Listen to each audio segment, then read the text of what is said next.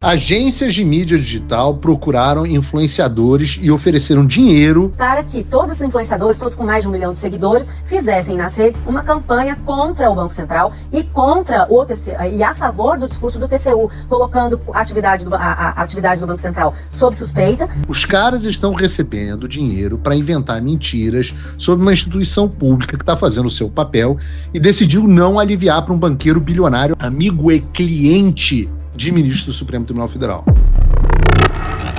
No final das contas, resta o que nós sabemos. E nós sabemos disso.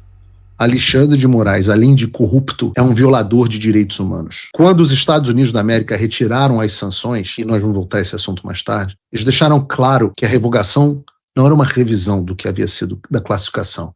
Era uma revogação por conta do interesse da política externa americana naquele momento. Nunca se falou que houve um erro ou que o Alexandre de Moraes não era um violador de direitos humanos. Eu digo a vocês, eu olho para vocês agora e digo a vocês que no que depender de mim, eu vou continuar trabalhando incessantemente. Não só para que o Alexandre de Moraes seja sancionado, para que ele seja removido do poder e preso. Paulo, é possível que as sanções Magnitsky sejam reinstituídas ao Alexandre de Moraes? É extremamente possível. Certamente não é fácil, mas também não era fácil que ele fosse sancionado.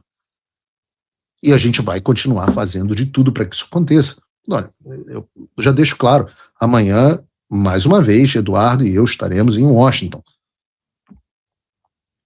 em reuniões em busca de uma política externa americana mais favorável ao Brasil. Não tem jogo perdido. Ah, meu Deus, tomamos como é que eu posso chamar isso? Um contratempo forte? Tomamos. De fato, foi um contratempo forte. De fato, não era algo que nós esperávamos, planejávamos ou queríamos. Mas a vida é assim, não tem jogo perdido, não tem mimimi, não tem essa de ficar chorando embaixo do lençol.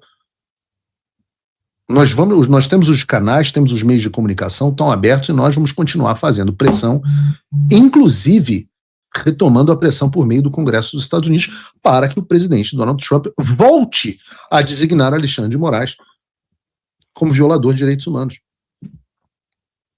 Então, hoje, toda a documentação está pronta. A gente só precisa acrescentar esses novos fatos como a continuidade da tortura do presidente Jair Bolsonaro.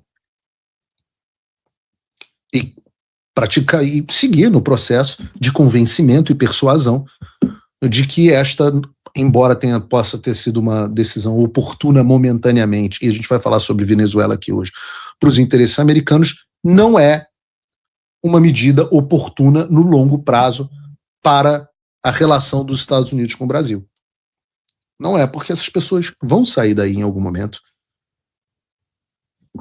E os Estados Unidos sempre foram defensores dos direitos humanos. E a gente vai falar sobre isso no programa de hoje. Então, sim, vamos continuar trabalhando para uma política externa mais favorável ao Brasil, vinda dos Estados Unidos. Claro, Donald Trump sempre vai priorizar o interesse americano, mas nós vamos trabalhar para que isso também leve em consideração as necessidades urgentes e prementes do povo brasileiro. E isso inclui, sim, por que não, a possibilidade da restituição das sanções ao Alexandre de Moraes. Não estou prometendo, não estou fazendo nenhuma promessa, exceto a promessa de que vamos continuar trabalhando nessa direção. Todos aqueles que quiserem fazer alguma coisa nessa direção também são bem-vindos.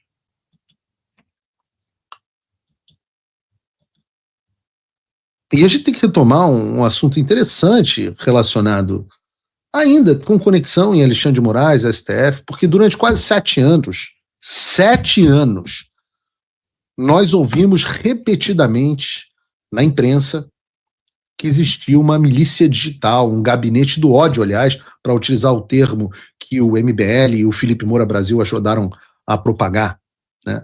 O que era isso? Haveria, então, um gabinete do ódio do bolsonarismo contra essas pessoas. E vira e mexe aparece algum idiota, até da própria direita, falando em ataques, em gabinete de ódio, repetindo essa mesma acusação.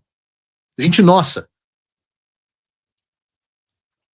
E vários da direita, inclusive, foram acusados num dado momento de receber dinheiro para denegrir pessoas, o que a gente chama de ataques, né? Eu falo, ataque é algo físico. Você criticar, xingar alguém não é um ataque. Parar de usar o linguajar do adversário. Vamos usar a palavra denegrir, que o núcleo invertebrado está proibido de utilizar até hoje, mas nós podemos utilizar essa palavra, denegrir. Muita gente foi acusada de receber dinheiro, eu nunca fui, né? Mas, por exemplo, o Terça Livre foi injustamente acusado de receber, acho que, sei lá, não me lembro, R$10 do AdSense do Google por causa de um anúncio da Secom no AdSense ou no veiculador de anúncio, etc. R$10. E essa narrativa foi repetida e eu fazia parte do Terça Livre, essa narrativa foi repetida durante quase 7 anos. 7 anos. A Polícia Federal chegou a acusar o Alan e pediu extradição dele para os Estados Unidos de lavagem de dinheiro justamente por ter recebido dinheiro para fazer o que ele fazia. Eu falo para vocês, eu confesso até que a esse ponto eu queria que fosse verdade, eu queria que existisse esse tal desse gabinete de ódio. Porque eu não só estou há 3 anos, fizemos aniversário de 3 anos no dia 30 de dezembro, ou seja, na semana passada, 3 anos de contas bancárias bloqueadas no Brasil. Mas não só nós tivemos as contas bloqueadas no Brasil, como também o Paulo Figueiredo Show nunca recebeu nenhum centavo sequer que não seja de você que está assistindo na audiência. Quem me dera, e quem me dera, não só houvesse recursos financeiros, mas que o bolsonarismo fosse sequer organizado a ponto de fazer alguma coisa assim.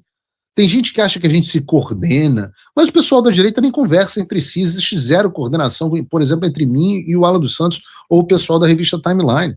Estou nem falando com o Alan.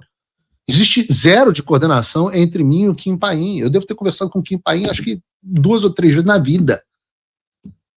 E é assim com todo mundo. É por isso que muitas vezes, existem tantos conflitos entre as pessoas da direita. Eu fiquei público aqui, eu fiquei um bom tempo sem falar com o Rodrigo Constantino, depois a gente retomou nosso contato, mas as últimas vezes que eu falei com ele, por exemplo, foi para saber da saúde dele, nunca para saber de política. O Marco Antônio, do Fio Diário, colocou no ar no programa dele um cara que estava me difamando, dizendo que eu era parceiro do Gilmar Mendes, no programa do qual eu fazia parte. Então não existe prova maior de que não existe coordenação entre a direita. Mas a gente aprende, né? Tem uma máxima que é atribuída ao Lenin, que é acuse-os do que você faz e xingue-os do que você é. Eu digo que se atribui ao Lenin porque ninguém sabe se foi ele mesmo que disse ou não, mas essa máxima é o modus operandi da esquerda. Nós temos o gabinete do ódio, sim, mas quem está envolvido em escândalo de propaganda com a Choquei, quem está envolvido em escândalo de influenciador da Mind8, quem recebe verba pública para a ONG por ser amigo do presidente, são eles da esquerda. E daí, não dá para não falar, do novo escândalo envolvendo essa galera, que é a milícia digital do Banco Master, cliente da Viviane de Moraes, por 129 milhões. E essa milícia digital do Banco Master foi exposta, mais uma vez por ela, mordam as línguas de vocês, Malu Gaspar. Vejam o vídeo, e parece que um vereador do PL também denunciou isso. Vejam só o vídeo da Malu Gaspar. Parte da apuração, Bárbara, que é o que eu descobri hoje a partir de conversas com um vereador, um influencer do PL que denunciou isso nas redes sociais e me passou todos os documentos, mas outros influenciadores com os quais eu venho conversando hoje, que foram procurados por agências digitais oferecendo dinheiro para que todos esses influenciadores, todos com mais de 1 milhão de seguidores, fizessem nas redes uma campanha contra o Banco Central e contra o TCU, e a favor do discurso do TCU, colocando a atividade do Banco Central sob suspeita, tratando a liquidação como precipitada e ressaltando a decisão do TCU como sendo uma decisão muito importante que ia revelar segredos do Banco Central. Ou seja, foram contratadas pessoas, eu tive acesso aos contratos de confidencialidade, pessoas falando em on, não é declaração em off, são pessoas botando a cara para dizer, fui procurado, recebi uma proposta, não aceitei. e mostrando os exemplos que foram sendo enviados para esses influenciadores do que eles tinham que fazer. Outros influenciadores que reproduziram essa versão em discursos muito semelhantes e falando exatamente isso. TCU pediu 72 horas para o Banco Central se manifestar, houve uma liquidação precipitada, como que vai ser agora, como que se vai resolver isso, falavam dos ativos. Então, todo um discurso coordenado, Bárbara, contratado para minar a credibilidade do Banco Central. Até onde eu sei, o nome disso é milícia digital. Então, é importante saber como que isso vai se desenrolar, porque se existe um ataque digital a uma instituição brasileira, que é o Banco Central, até é importante que o ministro Jonathan de Jesus se pronuncie, porque dentro de todo esse caldo, o apoio, o discurso era para apoiar essa iniciativa dele. A encomenda era muito clara, segundo o que os próprios contratos e contatos demonstram.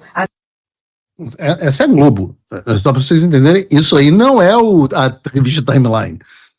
É o Globo. Globo News. Havia uma notícia a respeito desse ultimato que o TCU dá para o Banco Central. Vocês têm 72 horas para se manifestar, isso foi lá em dezembro, e imediatamente os influencers são procurados com a encomenda. Vocês têm que destacar essa decisão. Vocês têm que destacar essa decisão, dizer que a liquidação foi precipitada e botar para frente essa história do TCU. Então tem uma ação coordenada entre influenciadores digitais agindo a favor do Master, inclusive o contrato de confidencialidade que a gente mostra no blog do Globo, trata esse projeto como projeto DV de Daniel Vorcaro. Então tudo isso precisa ser explicado, porque também coloca em xeque essa iniciativa do ministro Jonathan de Jesus. Afinal, o que esse povo tem interesse de estar defendendo uma iniciativa que deveria ser técnica, de um órgão técnico, que aliás não tem essa prerrogativa de cancelar uma liquidação. Ele tem a prerrogativa de fiscalizar o Banco Central, mas cancelar a liquidação já é outro departamento. Agências de mídia digital procuraram influenciadores e ofereceram dinheiro para eles para difamar o Banco Central e defender o Banco Master e o TCU. Os caras estão recebendo dinheiro para inventar mentiras sobre uma instituição pública que está fazendo o seu papel e decidiu não aliviar para um banqueiro bilionário amigo e cliente de ministro do Supremo Tribunal Federal. Vejam, isso é muito delicioso. O Brasil é muito delicioso. O homem que comanda o inquérito das fake news e das milícias digitais, o seu escritório, tocado pela sua esposa, mas o escritório sempre foi dele, tem como cliente um sujeito que está justamente fazendo aquilo do qual todos nós da direita somos acusados de fazer. A diferença é que o dinheiro entra, que é muito dinheiro e que se tem documentação para comprovar. Quem está dizendo isso? Paulo Figueiredo? Não. O Globo. A Rede Globo. E por falar em Mind8, um dos perfis, eu falei de Mind8 aqui, né? Vocês lembram desse escândalo? Um dos perfis por trás da campanha contra o Banco Central é o Alfinetei, que é da empresa Banca Digital. O dono da Banca Digital, quem é? Murilo Enari, ex-sócio da Fátima Pissara, que é a dona da Mind8.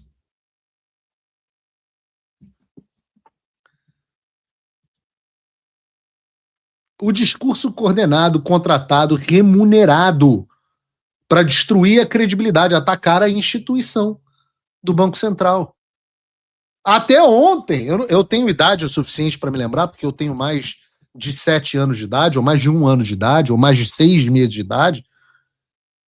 Eu me lembro da época que isso era motivo suficiente para inquérito no Supremo Tribunal Federal, para pedido de prisão, extradição dos Estados Unidos, como foi feito com Alan dos Santos. Mesmo sem documentação, não tem 1/10 da comprovação que tem em relação a essa pessoa. Quantos perfis não foram derrubados? Algum influenciador teve o perfil derrubado? Algum destes contratados? Eu volto a dizer, eu tenho idade o suficiente para me lembrar da época em que criticar as instituições ou atacar as instituições como o Banco Central é crime. Mas, aparentemente, hoje não é mais assim. Ela é nem crítica, né? Os caras estão pagando para você mentir sobre o trabalho do Banco Central e para ficar elogiando a tentativa de salvar o banco via TCU. Qual é a solução? Eu falei isso ontem para o Flávio Bolsonaro. A solução é pagar 129 milhões de reais de arrego para o dono, pro policial, pro PM dono, que é o Alexandre de Moraes. Esse sim é o verdadeiro miliciano. E aí vem falar, pô, o Brasil é uma república, uma democracia. O Brasil é uma oligarquia comandada por empresários e burocratas que agem de acordo com seus próprios interesses. Quando é interesse deles, a Débora pega os 14 anos de prisão por pichar uma estátua. Mas quando não é, o influenciador pago para difamar o Banco Central e os seus servidores, esse sai completamente impune. Quando é do interesse deles, um grupo sem nenhuma organização ou conexão vira milícia digital. Mas um grupo organizado, estruturado, remunerado, muito bem remunerado e com um objetivo em comum, esse não. Essa é a grande manipulação. Ninguém vai ser posto no inquérito das milícias digitais, porque o inquérito não é sobre isso, é sobre a repressão de um espectro político. E é qualquer um que ouse se levantar contra o regime, a sua corrupção, esse esquema para bater a sua carteira e as violações da lei e dos direitos humanos.